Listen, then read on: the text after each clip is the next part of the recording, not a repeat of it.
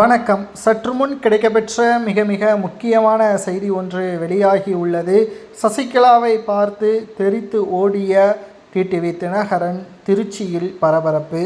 அம்மா மக்கள் முன்னேற்ற கழகத்தை தற்பொழுது என்டிஏ கூட்டணியுடன் இணைத்து கொண்டார் டிடிவி தினகரன் அவர்கள்.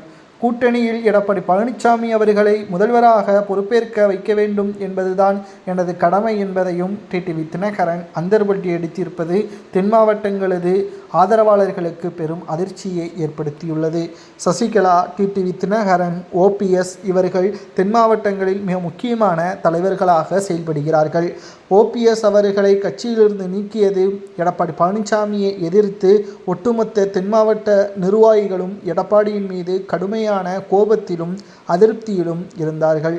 இந்த நிலையில்தான் டிடிவி தினகரன், ஓபிஎஸ், சசிகலா இவர்கள் ஒற்றுமையாக எடப்பாடிக்கு எதிராக செயல்படுவார்கள் என்று எதிர்பார்க்கப்பட்டது. ஆனால் எதிர்பாராத ஒரு திருப்பமாக டிடிவி தினகரன் அவர்கள் எடப்பாடி பழனிசாமி அவர்களை முதல்வராக பொறுப்பேற்க வைக்க வேண்டும் என்பதற்காக என்டிஏ கூட்டணியில் இணைத்து கொண்டார். தற்பொழுது சசிகலா அவர்கள் திருச்சியை நோக்கி பயணத்தை மேற்கொண்டுள்ளார். எதிர்பாராத விதமாக திருச்சிக்கு டிடிவி தினகரன் அவர்கள் சென்றுள்ளார்.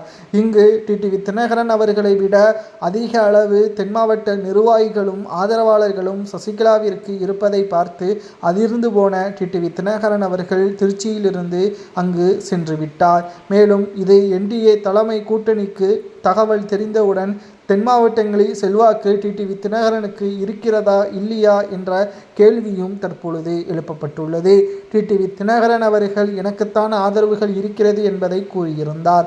ஆனால் தற்பொழுது கிடைக்கப்பெற்ற ஒட்டுமொத்த நிர்வாகிகளது ஆதரவுகளை பற்றி பார்க்கும் பொழுது ஓபிஎஸ்ஸிற்கும் சசிகலாவிற்கும் தான் தென் மாவட்டங்களில் செல்வாக்கு அதிகமாகவே இருக்கிறது.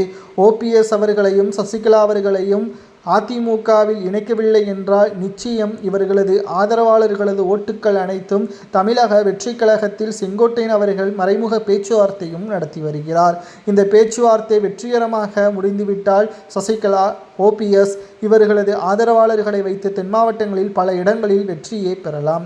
இது அதிமுகவின் கணிசமான வாக்கு வங்கிகளை குறைக்கும். வாக்கு வங்கிகளை குறைக்கும் பட்சத்தில் அதிமுக அரியணை ஏறாது. முதல்வராக எடப்பாடி பழனிசாமி அவர்கள் பொறுப்பேற்க முடியாது. இதனால் எடப்பாடி பழனிசாமி அவர்கள் மீண்டும் ஆலோசனை நடத்த உள்ளார். ஓபிஎஸ்ஸையும் சசிகலாவையும் மீண்டும் அதிமுகவில் இணைந்தால்தான் 100% வெற்றி என்று அதிமுகவின் உண்மையான தொண்டர்கள் கூறுகிறார்கள். இதை பற்றி உங்களது கருத்துக்களை, அதாவது அதிமுகவின் உண்மையான தொண்டர்களாகிய உங்களது கருத்துக்களை கமெண்ட் வாயிலாக கூறுங்கள்.